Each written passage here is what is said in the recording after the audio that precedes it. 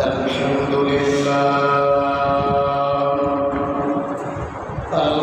لله نحمده ونستعينه ونستغفره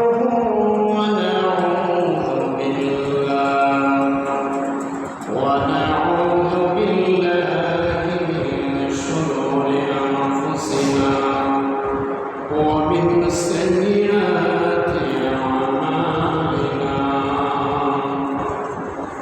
من يهد الله فلا مضل له ومن يضلل فلا هادي له ونشهد أن سيدنا ونبينا وشفيعنا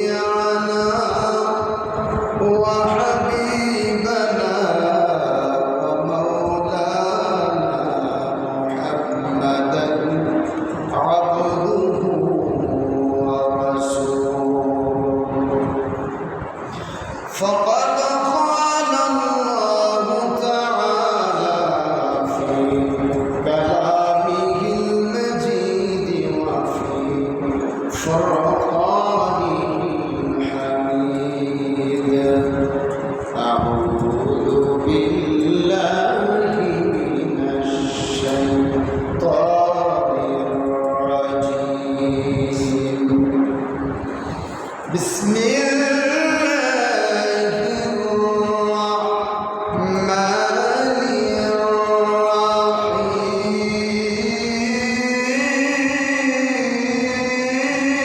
الرحيم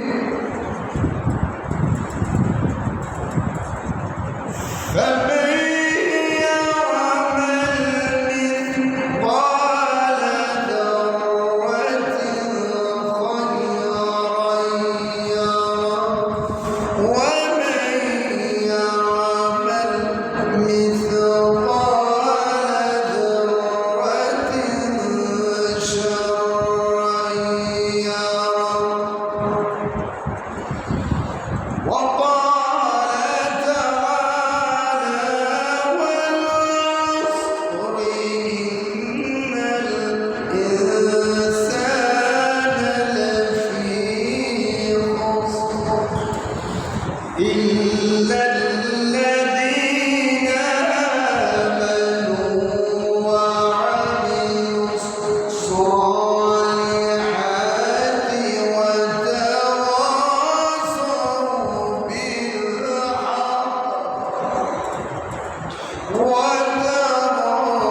وتواصوا بالصبر بسم الله الرحمن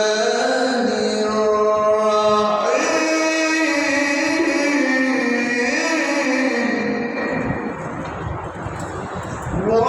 والعصر إن الإنسان لفي خسر إلا الذين آمنوا وعملوا الصالحات وتواصوا بالحق وتواصوا بالصبر وقال سبحانه وتعالى إن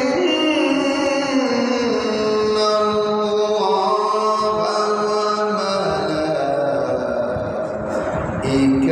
وملائكته يصلون على النبي يا أيها الذين آمنوا صلوا عليه وسلموا تسليما اللهم صل على سيدنا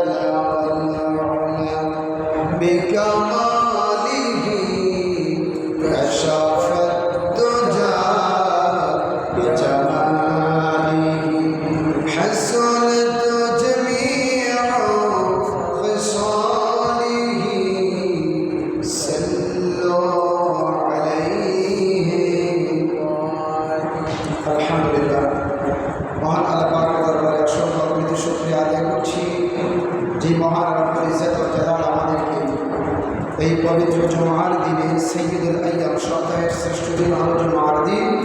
এই বরকতপূর্ণ দিনে আল্লাহ তাআলার ঘরে আসার বসার সুযোগটি আল্লাহ তাআলা করে দিয়েছেন। সেই মহান মহিয়ান কারিয়ার মাহবুবের দরবার সকলের সাথে অবচিত্তে শুকরিয়া আদায় করি, সকলে করছি আলহামদুলিল্লাহ। অসংখ্য অগণিত দরুদ সালাম প্রদান করছি মানবতার মুক্তির দূত সাইয়্যিদুল মুরসালিন শাফিউল মুজরিমিন নবী মুহাম্মদ রাসূলুল্লাহ সাল্লাল্লাহু আলাইহি ওয়াসাল্লামের উপরে সকলে করছি সাল্লাল্লাহু আলাইহি ওয়াসাল্লাম। অসংখ্য অগণিত দরুদ সালাম প্রদান করছি যুগ যুগ ধরে যারা দ্বীনের জন্য আল্লাহর কোরআনের জন্য নিজের আপন আপন জীবনকে আল্লাহর রাস্তায় দিয়ে দিয়েছেন, ওই সমস্ত শহীদান ভাইদের আত্মার মাগফিরাত কামনা করছি। গত জুমায় আলোচনা করেছিলাম সূরাতুল আসর। তো সময়ের গুরুত্বটা বোঝাতে গিয়ে বাকি আলোচনা করতে পারিনি সময়ের অভাবে। গত জুমা প্রায় 55 মিনিটের মতো আলোচনা করেছি, তবু সময়ের গুরুত্বটা এত বেশি এটা বোঝাতে চাই যে আসলে এক্সাম্পল সব কিছু দিতে গিয়ে বাকি অংশ আলোচনা করতে পারে। তো সিদ্ধান্ত নিয়েছি যে এই জুমায় সূরা আসর থেকে কথা বলবো। গত জুমা আমি বলেছি সূরাতুল আসর একটা গুরুত্বপূর্ণ সূরা। সূরা আসরের শানে নজুল গত জুমায় আমি বলে ফেলেছি। তো এটার উপর কিছু লেখা দেওয়ার চেষ্টা করবো, আল্লাহ যদি তৌফিক দেন। গত জুমা বলেছি সূরাতুল আসর এমন একটি সূরা, ইমাম শাফি রাহমাতুল্লাহ আলাইহি বলেন এই একটা সূরার উপর যদি মানুষ আমল করে, ইমাম শাফি রাহমাতুল্লাহ আলাইহি বলেন আমি মনে করি জান্নাতে যাওয়ার জন্য এই সূরার উপরে আমল করাই যথেষ্ট। সুবহানাল্লাহ। রাইসুল মুফাসসিরিন আব্দুল্লাহ ইবনে আব্বাস রাদিয়াল্লাহু তাআলা আনহু বলেন পুরা 30 পারা কোরআনের ভিতরে অন্যান্য সূরা যদি না থাকতো, 114টা সূরার মধ্যে 113টা সূরা যদি নাও থাকতো, একটি সূরা সূরাতুল আসর থাকতো, এটাই মানুষের জন্য আমল করা জান্নাতে যাওয়ার জন্য যথেষ্ট। এই জন্য আল্লাহু আকবার। অতএব প্রিয় ভাইয়েরা, বন্ধুরা, আল্লাহ রাব্বুল আলামিন এইভাবে শুরু করেছেন, ওয়াল আসরি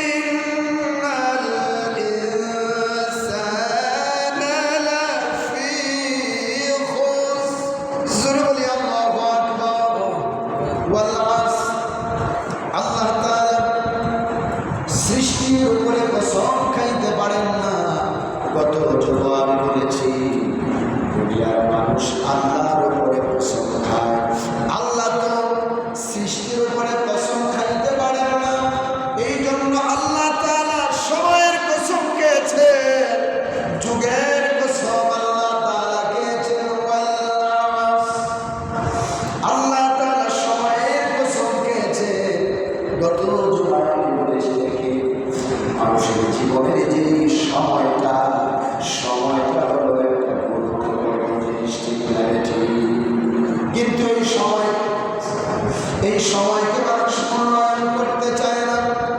সময় চলে যায় রাস্তার ভিতরে দাঁড়ায় দাঁড়ায় কথা বলতে বলতে, সময় চলে যায় দোকানে আড্ডা করতে করতে, আমাদের সময় চলে যায় রাস্তার কোনায় বসে বসে তাস খেলতে। আমাদের সময় এমনি চলে যায়। আমাদের সময়ের কোনো মূল্য যে জিনিসটা আমাদের কাছে এই বললেই চলে।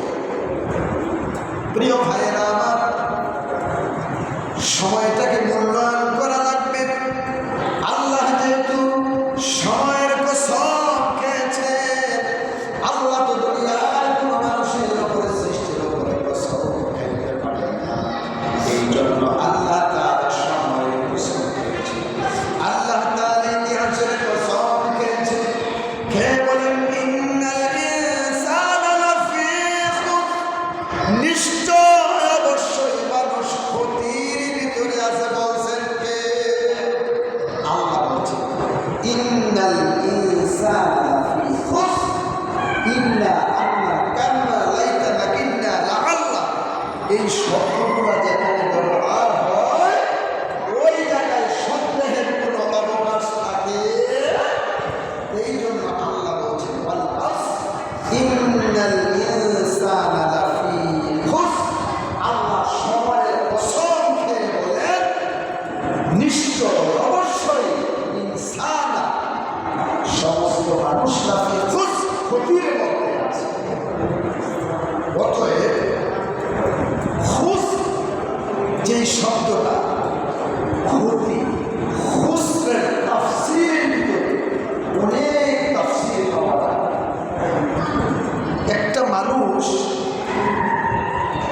যখন ব্যবসা বাণিজ্য করে, ব্যবসা বাণিজ্য করতে গেলে 1 লক্ষ টাকা যদি পুঁজি হয়, 50,000 টাকা যদি মাইল খায়, 50,000 টাকা আবার সাথে এক করলে ব্যবসা করানো সম্ভব। ঠিক কিনা বলে? খুসরানের তাফসীরের ভিতরে এসেছে ক্ষতিগ্রস্ত যারা হবে, এমন ক্ষতিগ্রস্ত হবে তারা দুনিয়াও হারাবে, পরকালও হারাবে। অর্থাৎ ফুজিয়াত কইরা মানুষ যে ব্যবসা দাঁড় করাবে, ওই সময় যে আমল করে জান্নাতে যাবে এই সুযোগ পাবে। তো এই জন্য মানুষ দেখবেন যে কোনো একটা খারাপ কাজ করলে মানুষ উদাহরণস্বরূপ বলে থাকে, তুই যে কাজটা করছ তোর সারা জীবনে একটা চালা দেওয়া লাগবে, বলে না? এই আরবি শব্দই মানুষ অনেক সময় ব্যবহার করে। অনেক সময় ইংরেজি শব্দ বাংলা শব্দ মনে করিয়া মনে ব্যবহার করে। যে চেয়ারে ইংলিশে কি বলে? চেয়ার। আর বাংলা কি বলে? কেদার। এমন ফলাফল কইয়েন গড়ে গিয়ে বলেন মানে কেদার আবার নিচ্ছে, তবু কেদার কেদার আবার কি? আবার দেখবেন এক অঞ্চলের বাসা আরেক অঞ্চলে গেলে আপনি বুঝবেন না। এখন দেখা গেছে যে আমরা অনেক সময় আরবি ভাষাও ব্যবহার করি, ইংলিশও ব্যবহার করি, উর্দুও ব্যবহার করি, বাংলাও ব্যবহার করি। তো মানুষ বলে থাকে যে তুই যে কাজটা করছো এটা খেসারত ভোগা লাগবে। আল্লাহ তাআলা বলেন যারা ক্ষতিগ্রস্ত হবে দুনিয়াও হারাবে, পরকালেও হারাবে। তাই দেখেন দুনিয়া যেমন তেমন যদি হারাইলে সমস্যা নেই, পরকাল যদি হারানো লাগে উপায় থাকবে? উপায় থাকবে না। আমরা মানুষ অনেকেই মনে করি এমনি সেমনি সময় পার করে দিয়া আল্লাহর কাছে ঘুষ দিয়া। আসলে দেখেন প্রত্যেকটা মুহূর্ত, প্রত্যেকটা সময় কিভাবে আমরা কাটাইতেছি আল্লাহ তাআলা জানেন।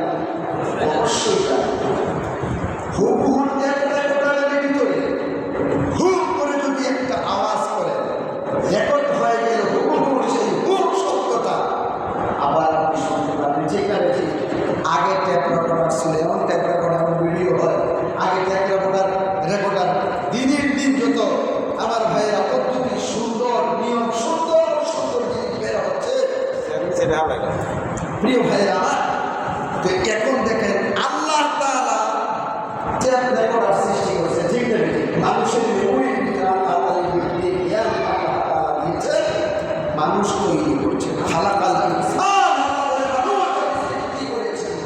সৃষ্টি করার আগে কিভাবে মানুষ চললে, কিভাবে মানুষ মুক্তি পাবে, কিভাবে মানুষের হিসাব নিকাশ আল্লাহর কাছে দেওয়া লাগবে, ওই আল্লাহ তাআলা রেকর্ড করার জন্য দুই কাঁধে দুইজন ফেরেশতা দিয়েছে, ঠিক না? ঠিক। কিরামান কাতিবিন ইয়ালামুনা মা তাফআলুন।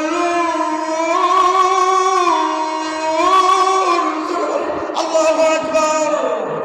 আল্লাহ রাব্বুল আলামিন বলেন কিরামান কাতিবিন ইয়ালামুনা মা তাফআলুন। বান্দারে, ও বান্দা, তুই দুনিয়ার ভিতরে আসছিস, এই দুনিয়ার ভিতরে ভালো করস আর খারাপ করস, গোনার কাজ করস আর নেক কাজ করস, আমি আল্লাহ তাআলা দুই কাঁধে দুইজন ফেরেশতা দিয়েছি। জোরে বলুন সুবহানাল্লাহ। আমার ভাইরা, দুনিয়ার ভিতরে দুনিয়ার মানুষকে আলতু-ফালতু বানাইয়া, মিথ্যা মামলা দিয়া, মিথ্যা বিচারাচার করে দুনিয়ার মানুষ থেকে মানুষ বাঁচতে পারে। আল্লাহর দরবারে কোনো মানুষ মিথ্যা কথা বলে বাঁচতে পারবে না। আল্লাহ কিরামান কাতিবিন ইয়ালামুনা মা তাফআলুন তাফসীরের ভিতরে পাওয়া যায় শুধু দুইজন নয়, বিভিন্ন তাফসীরে পাওয়া যায় আল্লাহ তাআলা পাঁচজন ফেরেশতা নাযিল করেছেন। আল্লাহ একজনের জন্য পাঁচজন করে ফেরেশতা দিয়েছেন, কারণ এখানে আল্লাহ তাআলা বলছেন কিরামান কাতিবিন। এখানে বহু বচন আল্লাহ ব্যবহার করেছেন, শুধু দুইজন যদি আল্লাহ বলতেন কিরামান কাতিবিন। আল্লাহ তো বলছেন কিরামান কাতিবিন ইয়ালামুনা মা তাফআলুন। বললেন হুজুর কেমনে পাঁচজন, ডানে বামে সামনে পেছনে আরেকজন করে তাফসীরের মধ্যে পাওয়া যায় একজনের জন্য আল্লাহ তাআলা পাঁচজন করে ফেরেশতা আল্লাহ রেখে দিয়েছেন। জোরে বলুন সুবহানাল্লাহ। তাইলে আসুন আমার ভাইরা, আমরা অনেকে মনে করি একজনের নাম কিরামান আর একজনের নাম কাতিবিন, আমরা মনে করি না। না না না, কিরামান মানে সম্মানিত, কাতিবিন মানে লেখক। আল্লাহ সম্মানিত লেখক দিয়েছে। আপনি বক করলে ওটা লেখে, নেক করলে ওটা লিপিবদ্ধ করেন। জোরে বলুন সুবহানাল্লাহ। আল্লাহ রাব্বুল আলামিন কুরআনুল কারীমে বলেন ফামান ইয়া'মাল মিসকালা যাররাতিন খায়রান ইয়ারাহ ওয়া মান ইয়া'মাল মিসকালা যাররাতিন শাররান ইয়ারাহ। জোরে বলি আল্লাহু আকবার। আমার ভাইরা, কিয়ামতের ময়দানে বান্দা যদি এক রেণু পরিমাণ নেক করি, এটাও তার সামনে ভাসমান হবে। এক রেণু পরিমাণ গুনাহ করলো, এটাও তার সামনে ভাসমান করে দিবে।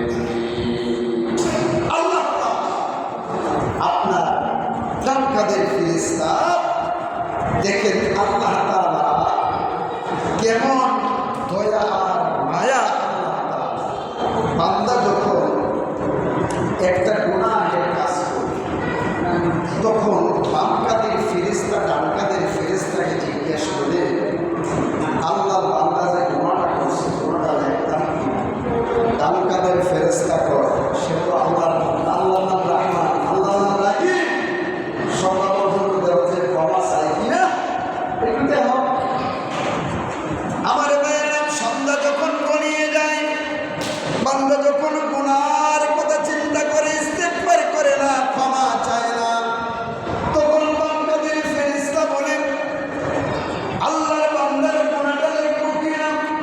ফেরেশতা ডান কাঁধের ফেরেশতাকে বলে, সে তো আল্লাহর বান্দা, গুনাহ করছে একটা গুনার বদলে একটা গুনাহ লিখবা। আর দেখেন বাম কাঁধের ফেরেশতা স্বাধীনতা নাই, ডান কাঁধের ফেরেশতার স্বাধীনতা আছে। বান্দা নিয়ত করেছে আমি মসজিদে যাব, নিয়ত করার সঙ্গে সঙ্গে আল্লাহ কয় ফেরেশতারা রে, আমার বান্দার আমল ভিতরে একটা লিখে দাও, জোরে বলি সুবহানাল্লাহ। বান্দা যখন হেঁটে হেঁটে মসজিদে আসে, আল্লাহ ডেকে বলে ফেরেশতারা রে, আমার বান্দার আমল ভিতরে একটা নয়, দুইটা নয়, 10টা লেখা দাও, জোরে বলি সুবহানাল্লাহ। তাইলে প্রিয় ভাইয়েরা, বন্ধুরা, আল্লাহ তাআলা মানুষের প্রতি জুলুম করবেন না। দুনিয়ার মানুষ জুলুম করে স্বার্থের জন্য, ক্ষমতার জন্য, আল্লাহ তাআলা কোনো মানুষের উপরে আল্লাহ জুলুম করবে না। এই জন্য প্রিয় ভাইয়েরা, বন্ধুরা, গত জুমায় আমি বলেছি এই সময়ের গুরুত্ব সম্পর্কে। দেখেন, সময়টা মানুষের জীবনের একটা গুরুত্বপূর্ণ জিনিস। আমার ভাইয়েরা, মানুষ একটু চিন্তা করে না, সব কিছু ব্যবহার করে, সব কিছু খায়, খাওয়া থেকে, বসা থেকে, ওঠা থেকে মানুষ উপলব্ধি করে না। কারেন্ট যখন থাকে না, মানুষ মোমবাতি ব্যবহার করে, কি করে না? করে না? কারণ মোমবাতি ব্যবহার করে না। মোমবাতির ভিতরে আগুন লাগাইলে মোমবাতি কি ছোট হইতে থাকে না বড় হইতে থাকে? ছোট হইতে থাকে, ঠিক না? করতে করতে করতে করতে মানুষ মোমবাতি জ্বালায়, মোমবাতি থেকে শিক্ষা গ্রহণ করে না। মোমবাতি যেইভাবে রাখি, আগুন লাগার কারণে গলে গলে শেষ হয়ে যায়। মোমবাতি মানুষকে জানা দাও, মানুষ তোমার জীবনের যে গুরুত্বপূর্ণ সময়, যে হায়াতটা, দিনের দিনে হায়াত তো বাড়ে না, দিনে দিনে হায়াত কমতে থাকে, ঠিক না বেঠি? বাপ কয় আমার ছেলে বড় হইতাছে, মা কয় আমার ছেলে বড় হইতাছে, সবাই কয় বড় হইতাছে। আমার ভাইয়েরা কোরআন হাদিস অনুযায়ী, আমার ভাইয়েরা সময় কমতেছে দিনে দিনে, ঠিক না বেঠি? আসলে কি বড় হয় না? শুধু কমতে থাকে, বয়স বাড়ে, কমতে থাকে। প্রতি 4 সেকেন্ডে মানুষ দুনিয়া থেকে বিদায় হয়, আসে 6 সেকেন্ডে মানুষ বিদায় হয়। একটু চিন্তা করে দেখেন, আমরা তো চিন্তা করি না। বললাম না, সময় চলে যায় তাস খেলতে খেলতে, রাস্তা কোনায় বসে দেখা যায় তাস খেলতে আছে। সময় চলে যায় এক কাপ চা নিয়ে আড্ডা করতে করতে, সময় চলে যায় মিথ্যা কথা বলতে বলতে, সময় চলে যায় সুদের কারবারি করতে করতে, সময় চলে যায় এমনি এমনি চলে যায়। সময়কে আমরা মূল্যায়ন করি না। মূল্যায়ন কখন করার চেষ্টা করি? যখন মানুষ বৃদ্ধ হয়ে যায়, যখন মৃত্যুর পরে পতিত হয়ে যায়, তখন হুজুর দিয়ে তো অপরাধ করে না, নামাজ কালাম ফরজ না, তখন মানুষ চিন্তা করে আল্লাহ কি নামাজ ওই সময়ের জন্য আল্লাহ তাআলা দিচ্ছেন? সুস্থ সবল থাকা অবস্থায় ইবাদত করবেন। তাইলে দেখেন, জীবনের মূল্যবান সময়টা খেলায় খেলায় কাটাইয়া আমরা দেখা গেছি কি শেষ ভাগে গিয়ে আল্লাহর স্মরণ করার চেষ্টা করি, ঠিক না? ঠিক। আল্লাহ বলছেন সাজদা করো, আর আমি আল্লাহর নিকটবর্তী হয়ে যাও। নিকটবর্তী হতে হলে আল্লাহকে বেশি বেশি করে সাজদা করা। তাইলে আসলে আমার ভাইরা, সময়ের দিকে আর যাই না গেলে আর সামনে কথা বলা যাবে না। আল্লাহ সময়ের কসম খেয়েছে, ইন্নাল ইনসানা লাফি খুসর, মানুষ ক্ষতির মধ্যে আছে। এই ক্ষতি থেকে যদি মানুষ বাঁচতে চায়, 4টা কোয়ালিটির উপরে যদি মানুষ থাকে, তাই মানুষ ক্ষতি থেকে ইল্লাল্লাযীনা আমানু, সর্বপ্রথমে ঈমান আনা লাগবে। কি আনা লাগবে? ঈমান আনা লাগবে। ঈমান খুব দামি জিনিস, দামি জিনিস ঈমান। ঈমান না থাকলে আমলের কোনো মূল্য। বস্তার কলা যদি না থাকে, বস্তার মালের নিরাপদ আছে, ঘরে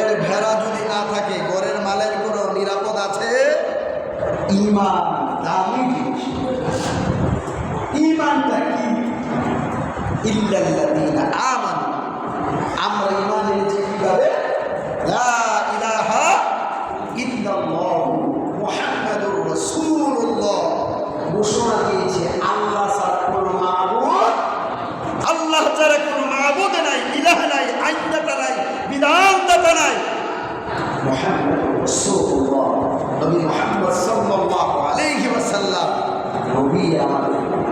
এই যে কালিমাটা পড়লাম, এই কালিমাটা অনেক হিন্দুরও পারে। আমি শিখিয়েছে এরা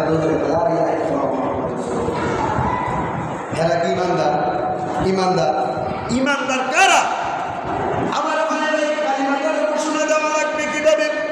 তাসদিয়ে বিল জিনান, অন্তরের অন্তরস্থল থেকে ঘোষণা দেওয়া লাগবে আল্লাহ ছাড়া কোনো মাবুদ নাই, আইনদাতা নাই, বিধানদাতা নাই। এই ঘোষণাটা অন্তরের অন্তরস্থল থেকে দেওয়া লাগবে। অন্তরের অন্তরস্থল থেকে তো আমরা অধিকাংশ মানুষ দিতে জানি না, ঠিক না বেঠি?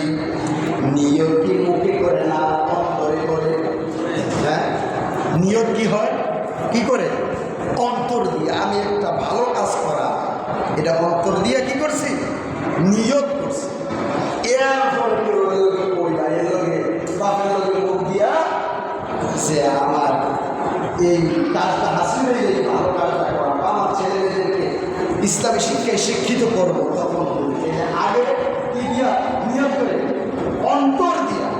কালিমার স্বীকৃতিটা আপনাকে অন্তর দিয়ে দেওয়া লাগবে। তাইলে বোঝা গেল শুধু কালিমা পারলেই ঈমানদার হওয়া যায়। আমার ভাইয়েরা, অন্তরের অন্তরস্থল থেকে আপনাকে ঘোষণা দেওয়া লাগবে আপনি আল্লাহ ছাড়া মাবুদ নাই, মুহাম্মদ সাল্লাল্লাহু আলাইহি ওয়াসাল্লাম আল্লাহর রাসূল। ইকরার বিল লিসান, এই জবান দিয়ে আপনাকে বলা লাগবে। এখন অনেক মানুষ দেখে গেছে কি শুধু জবান দিয়ে বলে, তাসদিক বিল জিনান, অন্তর দিয়ে বলে। আমার ভাইয়েরা, তিনভাবে এই কালিমাটার স্বীকৃতিটা দেওয়া লাগবে, তাইলে আপনি প্রকৃত ঈমানদার। আমার ভাইয়েরা, তাসদিক বিল জিনান, অন্তর দিয়ে ঘোষণা দিলে আল্লাহ ছাড়া কোনো মাবুদ নাই, মুহাম্মদ সাল্লাল্লাহু আলাইহি ওয়াসাল্লাম আল্লাহর রাসূল। ইকরার বিল লিসান, এই জবান দিয়ে জিহ্বা দিয়ে ঘোষণা দেওয়া লাগবে আল্লাহ ছাড়া মাবুদ নাই, নবী মুহাম্মদুর রাসূলুল্লাহ সাল্লাল্লাহু আলাইহি ওয়াসাল্লাম আল্লাহর রাসূল। আমল বিল আরকান, বাস্তবে রূপ দেওয়ার জন্য আমলে পরিণত করা লাগবে আল্লাহ ছাড়া কোনো মাবুদ নাই। আল্লাহ ছাড়া যদি কোনো মাবুদ হইতে আসে, আপনি ঈমানদার হয়ে থাকলে আপনি অন্য কাউকে মাবুদ ইলাহ মানতে পারবেন না। আমার ভাইয়েরা, বন্ধুরা, অন্য কাউকে নবী হিসাবে মানতে পারবেন না, ঠিক না বেঠি? তাইলে আমার ভাইয়েরা, বন্ধুরা, আমাদের কাছে ঈমানের দাম নাই কেন? আমার বাপ মুসলমান, দাদা মুসলমান, এই জন্য কোনো কষ্ট করা লাগে নাই, কোনো মায়ের খাওয়া লাগে নাই। আমার ভাইয়েরা, কোনো জায়গায় ইজ্জত যায় নাই, যার কারণে নবীর বিরুদ্ধে বললে, আল্লাহর বিরুদ্ধে বললে, কোরআনের বিরুদ্ধে বললে আমাদের গায়ে লাগে না, ঠিক না বেঠি? অধিকাংশ মানুষের গায়ে লাগে না। ঈমানদার কারা? নবীজির একজন সাহাবীর দিকে তাকায়া দেখেন, ঈমানদার কারা? নবীজির কাছে আসার আগে, আমার ভাইয়েরা, কালিমা পড়ার আগে ছিলেন একরকম, আর কালিমা পড়ার পরে হয়েছেন আরেক রকম। নবীজির সাহাবী আব্দুল উজ্জা, ওনার চাচার ঘরে লালিত পালিত। তো লালিত পালিত যখন উনি আমার নবীকে বিশ্বাস করেন, চাচাকে একদিন বলছেন, চাচাজি, নবী মুহাম্মদ সাল্লাল্লাহু আলাইহি ওয়াসাল্লাম আল্লাহর নবী, এটা আপনি বিশ্বাস করেন? হ্যাঁ, বিশ্বাস করেন। তো তাইলে যদি বিশ্বাস করেন, আসুন চাচা বাতিজা মিলে কালিমাটা পড়ে নিই। তখন আব্দুল উজ্জার চাচা বলেন, না, আমি বিশ্বাস করে ঠিক দাঁড়াইতে পারবো না, আমি কালিমা পড়বো না। তো বাতিজা আব্দুল উজ্জা কি করছে, চাচার সামনে দাঁড়াইয়া, চাচা যদি আপনি না পড়েন আপনার সামনে আমি ঘোষণা দিলাম লা ইলাহা ইল্লাল্লাহু মুহাম্মাদুর রাসূলুল্লাহ। এবার চাচায় কালিমা পড়ার কারণে বলছে, বাতিজা তুমি যে কালিমা পড়লা এখন তোমার অবস্থা কি হবে কেন বলেন? আমার বাড়িতে তুমি থাকবা, লালিত পারতো, আমার বাড়িতে থাকতে পারবা, আমার সব কিছু তোমাকে ছেড়ে দিতে হবে, এমন তোমার গায়ে যে জামা কাপড় আছে সবগুলো আমার গুলো আমাকে দিয়ে দিতে হবে। আব্দুল উজ্জা দেখেন আমার বাইরা ঈমান গ্রহণ করেছেন, কেমন ইমানদার ছিলেন একটু তাকায় দেখে। এবার গায়ের জামা লুঙ্গি খুলে চাচারা দরবারে আমার বাইরা মেরে দিয়া দৌড়াইয়া মায়ের দরবারে চলে গেলে।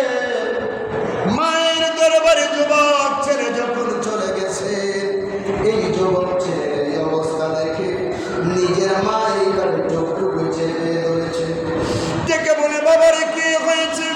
মা আমি কালিমা পড়েছি, কালিমা পড়ার কারণে আমার চাচা পরনের লুঙ্গি গায়ের জামা রেখে দিয়েছে, আমি দিয়ে চলে এসেছি। আবার মা ডেকে বলে, আব্দুল উজ্জা কি চাও? ডেকে বলে, মা আমি কিচ্ছু চাই না, আমাকে লজ্জাস্থান ঢাকার জন্য একটা কাপড় আছে কিনা আমাকে দিন। আব্দুল উজ্জার মা ডেকে বলে, বাবারে গরিব মানুষ আমরা তেমন কিছু ঘরের ভিতরে নেই, পুরাতন একটা পাতল কম্বল ছিলেন, ওই কম্বলটা আমার বাইরে দুই টুকরা করে একটা পড়েছেন, আরেকটা গাও দিছে। গাও দিয়ে দৌড়াইতে দৌড়াইতে নবীজির দরবারে চলে গেলেন। আমার নবীজির চেহারাটা ছিল লাইট, চেহারাটা ছিল আলু।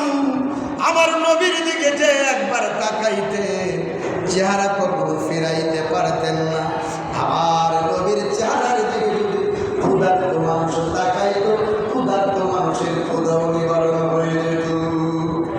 পুষ্কু পুষ্কু চেহারা, যুবক ছেলে কম্বলের একটু প্রগা দিয়েছে, আরেক টুকরো করেছে। আমার ভাইয়েরা মসজিদে নববীর সামনে চলে গেলে আমার নবীজি বলছে, সাহাবীরা রে ওই ছেলেটাকে তাকে ডাকো। নবীজি যখন ডাকলেন, ডাকার পরে ডেকে বললেন, তোমার নাম কি? আমার নাম আব্দুল উজ্জা। তোমার এই অবস্থা কেন? ডেকে বলে, ইয়া রাসূলুল্লাহ কালিমা পড়ার কারণে, ঈমান আনার কারণে আমার চাচার বাড়ি গরু ছাগল বকরি বাড়ি ঘর সব ছেড়েছি, এমনকি আসার সময় পরনের লুঙ্গি গায়ের জামা পর্যন্ত রেখে দিয়েছে। আমার মায়ের কাছে তেমন কিছু নাই, পাতলা একটা কম্বল ছিল, ওই কম্বলটা আমি এক টুকরো করেছি, আরেক টুকরো আমি গা দিয়েছি। ইয়া রাসূলুল্লাহ, নবী গো কালিমা পড়ার কারণে সব কিছু হারিয়ে ফেলেছে। আমার নবী বললেন, আজ থেকে তুমি যেহেতু কালিমা পড়েছ, তোমার নাম আব্দুল উজ্জা নয়, তোমার নাম আব্দুল্লাহ। সুবহানাল্লাহ। আমার ভাই আব্দুল উজ্জাকে নবীজি নাম চেঞ্জ করে দিলেন আব্দুল্লাহ। এবার আমার ভাইরা মসজিদে নববীর ভিতরে সাহাবায়ে কেরামদেরকে বললেন, সাহাবীরা সে তো নবমুসলিম, তাকে কোরআন শিক্ষা দাও। এবার আমার ভাইরা সবকিছু যখন শিক্ষা দেওয়া শুরু করলেন, আবার সমস্ত সাহাবীরা কিছুদিন যাওয়ার পরে নবীজির কাছে নালিশ করলেন, ইয়া রাসূলুল্লাহ নবী গো এই আব্দুল্লাহ এত জোরে জোরে কোরআন তেলাওয়াত করে, যার কারণে আমরা পড়তে পারি না, ভালোভাবে বসতে পারি না, ঘুমাইতে পারি না। এবার নবীজি চোখের পানি তুলেছে, তিনি বললেন, সাহাবীরা রে তাকে জোরে জোরে পড়তে দাও। কারণ কি তার ঈমান খুব দামি ঈমান। ঈমান আনতে যাইয়া জামা কাপড় লুঙ্গি কোনো কিছুই আনতে পারে না। আব্দুল্লাহর ঈমান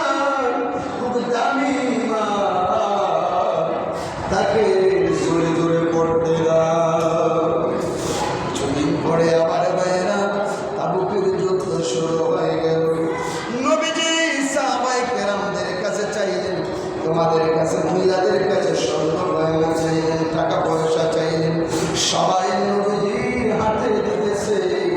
আবার আমার ভাইয়েরা আব্দুল্লাহ নবীজির কাছে গিয়ে বলেন, ইয়া রাসূলুল্লাহ, সবাই তো মন ভরে দিল, আমি আল্লাহর এমন গরিব গোলাম, আমি তো কিছুই দিতে পারলাম না। নবীজি আপনি একটু দোয়া করে দিন, যুদ্ধের ময়দানে যেন আমি শাহাদাত বরণ করতে পারি। আমার ভাইয়েরা নবীজি বললেন, আব্দুল্লাহ যাও একটা গাছের বাকল, একটা গাছের চামড়া তুমি নিয়ে আসো। গাছের চামড়াটা আব্দুল্লাহর হাতের ভিতরে বাইরা দিলেন, আর নবীজি দোয়া করলেন, রব্বুল আলামিন এই তাবুকের ময়দানে আব্দুল্লাহর রক্ত কাফেরদের জন্য আমি নবী হারাম করে দেয়া। সে কাঁদতে কাঁদতে বেকার হয়ে যাচ্ছে, দেখে বলে, ইয়া রাসূলুল্লাহ, আমি এমন গরিব মানুষ, কালিমা পড়ছি, সব কিছু হারাইছি, আমি তো কিছুই দিতে পারলাম না। আমি চাইছিলাম আমার জীবনটা আল্লাহর রাস্তায় দেওয়ার জন্য, আমার জন্য, আমার রক্ত কাফেরদের জন্য হারাম করে দিলেন হুজুর, আমার তো ভালো লাগে না।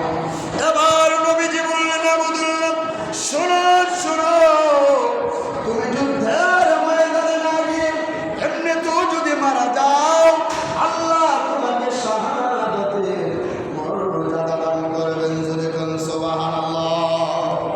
এবার আমার ভাইয়েরা বন্ধুরা, তাবুকের যুদ্ধ চলতেছে, কিছুদিন অতিবাহিত হওয়ার পর সাহাবীরা নবীর কানে খবর পৌঁছাইলেন, নবী গো, আপনার ছেলে আব্দুল্লাহ, আপনার সাহাবী আব্দুল্লাহ নব মুসলিম কিছুদিন জ্বর ভোগ করার পরে দুনিয়া থেকে বিদায় হয়ে গেছে। আবার আমার ভাইয়েরা বন্ধুরা, নবীজি বললেন, সাহাবীরা রে, তার কাফন দাফনের ব্যবস্থা করো।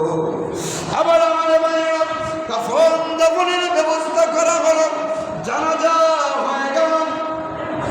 হাওয়ার পরে দুইজন সাহাবী আব্দুল্লাহ লাশ বহন করে কবরের দিকে নিয়ে যাচ্ছে। একজন সাহাবী টিনটিন করে আলু জ্বালা রাখছে, আরেকজন আমার ভাইয়েরা কবরের ভিতরে দাঁড়াইয়া আমার ভাইয়েরা উচ্চ কণ্ঠে ডেকে ডেকে বলেন, ও সাহাবীরা, যারা লাশ বহন করে আনতেছো, খবরদার তার সঙ্গে বেয়াদবি করবা না, সম্মানের সাথে কবরে নামায়া দিবে। আবার আমার ভাইয়েরা দুইজন সাহাবী মিলে কবরের ভিতরে নামায়া দিলেন। নামায়া দিয়া আমার ভাইয়েরা মাটিয়ে দিয়া আল্লাহর দরবারে নবীজি হাত বাড়িয়ে বললেন, রব্বুল আলামিন, এই কবর দেওয়ার আগ পর্যন্ত আমার আব্দুল্লাহর প্রতি আমি রাজি ছিলাম, খুশি ছিলাম। রব্বুল আলামিন, এখন তুমি তার প্রতি রাজি খুশি হয়ে যাও। জোরে বলুন সুবহানাল্লাহ। আমার ভাইরা, যিনি কবরের ভিতরে দুইটা হাত বাড়াইয়া দিয়ে আব্দুল্লাহর লাশকে শোয়া দিলেন, উনি আর কেউ নয়, উনি হলেন নবী মুহাম্মদুর রাসূলুল্লাহ সাল্লাল্লাহু আলাইহি ওয়াসাল্লাম। আর যিনি দুইজন লাশকে বহন করে নিয়েছেন, একজন হলো আবু বকর, আর একজন হলো ওমর। কেমন দামি সাহাবীরা বহন করে নিয়েছেন। কবরের ভিতরে যিনি বাতিয়ে নিয়ে দাঁড়িয়েছিলেন, তিনি আর কেউ নয়, উনি হলেন হযরত বিলাল। জোরে বলুন সুবহানাল্লাহ। আমার ভাইরা, এই অবস্থা দেখে আব্দুল্লাহ ইবনে মাসউদ রাদিয়াল্লাহু তাআলা আনহু বলে, এই আব্দুল্লাহ লাশ না হইয়া যদি এই কবরের ভিতরে আমার লাশটা হইতো, আমার জীবন ধন্য হয়ে যেত। জোরে বলুন সুবহানাল্লাহ। জোরে বলুন সুবহানাল্লাহ। তাই আমার ভাইরা, ঈমানের জন্য সাহাবায়ে কতটা কষ্ট করেছে একটু চিন্তা করে দেখেন। আর আমরা ঈমানের জন্য কোনো কষ্ট করা লাগে না, যার কারণে ঈমানের কোনো মূল্যই আমাদের কাছে নাই। ঠিক না বেজে? তাইলে আসুন আমার ভাইয়েরা, ইল্লাল্লাযীনা আমানু, প্রথম গুণ হচ্ছে, চার কোয়ালিটির মধ্যে প্রথম কোয়ালিটি হচ্ছে ইল্লাল্লাযীনা আমানু, যারা ঈমান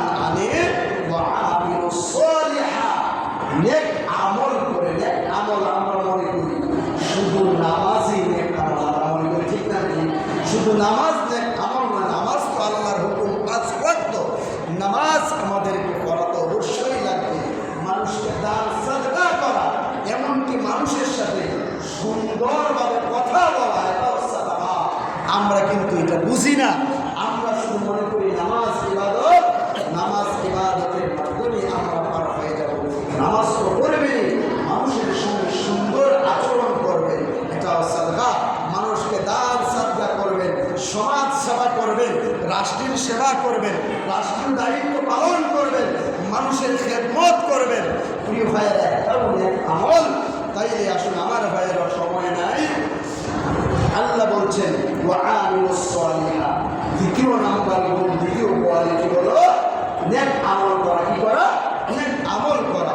তৃতীয় কোয়ালিটি হলো হকের মধ্যে থাকা, হকের ভিতরে টিকে থাকা। বর্তমান সময়ে খুবই কঠিন। নবীজি বলছে আখির জামানায় হাতের ভিতরে জ্বলন্ত কয়লা রাখা যত কষ্ট হবে, ঈমানদারদের ঈমান রাখতে তার চেয়ে বেশি কষ্ট হবে। এখন সেই যুগ এসে গেছে আমার ভাইয়েরা। কালিমার ঘোষণা একদিক দিয়ে দেয়, মসজিদে থাকতে ঠিকই নজরুল যেমনি কইছে মসজিদে বাইর হইলে এই কালিমার ঘোষণা থাকে না, নিজের নিজের মন মতো চলতে থাকে। ঠিক না? ঠিক। মসজিদে থাকলে মন চাচ্ছে সব পাই না, মসজিদে বাড়িলে। এরপরে চতুর্থ নাম্বার যে কোয়ালিটি, সব ধৈর্য জিনিস আমাদের ভিতরে আছে নাই? ধৈর্য তো নাই, আছে। ধৈর্য থাকলে তো জামিলাই হইতো না, শেষ। বিচার মানি তাল গাছ আমার। ঠিক না? ঠিক। বিচার মানি সব আমার। ধৈর্য জিনিসটা আমাদের মধ্যে নাই। ধৈর্যশীলদের সাথে আছেন কে? আল্লাহ তাআলা আছেন। তাই আমার ভাইয়া, আমাদেরকে বিপদে আপদে সব সময় ধৈর্য ধরা লাগবে। ঠিক আছে? ঠিক। আমরা ভিতরে নাই। অধিকাংশ মহিলারা কিন্তু দেয় না। অধিকাংশ মহিলারা ধৈর্য খুবই কম ধারণ করে। আবার পুরুষও অনেক আছে, মহিলারা তারা খারাপ। ধৈর্য বলতেই নাই, এর কথা। তাই এখন আমার ভাইয়েরা বন্ধুরা, এই চারটা গুণ যদি গুণান্বিত হইতে পারি, তাইলে আমরা ক্ষতি থেকে বাঁচতে পারবো। নাহলে ক্ষতির মধ্যে থেকে গেলাম। আর ক্ষতির মধ্যে যদি থাকতে গেলাম, দুনিয়াও গেল, পরকাল গেল। ওয়ালাস ইন্নাল ইনসানা লাফি খুসরানের তাফসীরের ভিতরে আছে, যেই ব্যক্তি ক্ষতিগ্রস্ত হবে, দুনিয়াও হারাইলো, পরকালও হারাইলো। কি জবাব দিবেন আল্লাহর কাছে? আমাদের আবার পর্যন্ত জাহান্নামের ভিতরে থাকা লাগবে। তাইলে দেখেন এই সোনার যে জিন্দিগিটা আছে, ওই জিন্দিগিটাকে একটু কাজে লাগাই, সময়কে মূল্যায়ন করি। যে সময়টা চলে যাচ্ছে, এটা চেষ্টা করবো আর ফিরে পাবো। যারা বৃদ্ধ হয়ে গেছে, যৌবনের সময় সাইলিকার পাইবেন। যারা বৃদ্ধ যৌবনের সময় ছিল না, ছিল, কাজে লাগাইতে পারি না। তাই আসলে আমার ভাইয়েরা, আল্লাহ বলছেন সময়ের অসংখ্য বলে নিশ্চয় অবশ্যই মানুষ ক্ষতির মধ্যে, ক্ষতি থেকে বাঁচতে পারবে তারা ইল্লাল্লাযীনা আমানু, যারা ঈমান এনেছে। ঈমান আনতে হবে অন্তরের অন্তরস্থল থেকে। কি দিয়া? এই অন্তর দিয়া। কি দিয়া? তাসদীক বিল জিনান। অন্তর দিয়া কালিমাটাকে বিশ্বাস করো, অন্তর দিয়া, নাইলে আপনি ঈমানদার হইতে পারবেন। জবান দিয়া যে বলছেন আমার ভাইয়েরা, অন্তরে যেমন বিশ্বাস, জবান দিয়া বলছেন বাস্তবে এটা রূপ দেওয়া লাগবে, বাস্তব জীবনে আমল করা লাগবে। আল্লাহ ছাড়া আমরা সামনে কেউ যদি আয়া কয় যে এটা তোর বাপ না, এটা তোর বাপ, আমরা মেনে নেবেন। বাপের ক্ষেত্রে মানে যিনি খালেক, আমার সৃষ্টিকর্তা, ওই আল্লাহ, ওই আল্লাহর ঘোষণা দিবেন না। কার ঘোষণা দিবেন? নবীজি, আমি বললাম না গত জুমা বলছি, নবীজির আল্লাহ বলতে সবাই। যখন নবীজি লা ইলাহা ইল্লাল্লাহ মুহাম্মাদুর রাসূলুল্লাহ বললেন, তখন নবীজি পিছনে গেছে, এক আল্লাহ, এক আল্লাহ কে? তখন বলছে, তোমরা যে সূর্যের পূজা করো, মাছের পূজা করো, দেবতার পূজা করো, এই পূজা করা ঠিক না। এক আল্লাহ যিনি তোমাকে আমাকে সৃষ্টি করেছেন, ওই সৃষ্টিকর্তার গোলামি আমাদেরকে করা লাগবে। ওই সৃষ্টিকর্তার একত্ববাদের ঘোষণা আমাদের করা লাগবে। ওই আল্লাহর উপরে ঈমান আনার কথা বলি। তখনই রাসূলের এই যে পেছনে দাঁড়িয়েছে, আরও দেখবেন হক কথা বললে, সত্য কথা বললে মানুষ পিছিয়ে লেগেই থাকবে। লাইয়ে কি করবে? কিছু করতে পারবে না, সহযোগিতা করবে।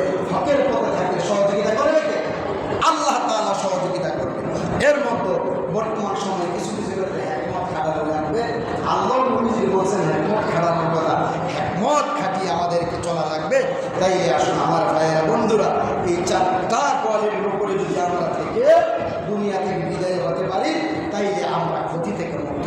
আল্লাহ তাআলা আমাদের সকলকে সময়ের গুরুত্ব দিয়ে এই চারটা কোয়ালিটির উপরে আমার ভাইয়েরা আমল করার তৌফিক দান করুন। পরিপূর্ণ ইমানদার হিসাবে আল্লাহ কবুল করুন। সকল বলে আল্লাহুম্মা আমিন। ওয়া মা তৌফিক ইল্লা বিল্লাহ। আসসালামু আলাইকুম ওয়া রাহমাতুল্লাহি